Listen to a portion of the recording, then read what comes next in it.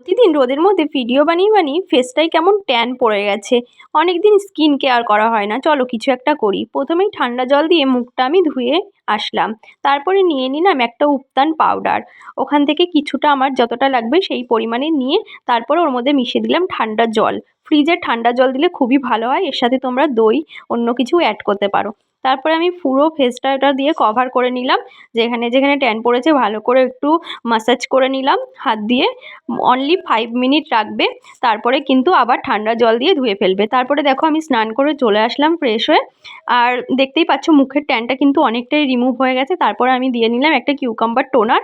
টোনারটা apply করার পরেই অল্প একটু ময়শ্চারাইজার দিয়ে দিলাম, যেহেতু ঠান্ডা পড়ে গেছে ত্বকটা অনেকটাই রুক্ষ হয়ে থাকে, তো একটু ময়শ্চারাইজার দিয়ে নিলাম। তারপরে একটু লিপ বাম দিয়ে নিলাম।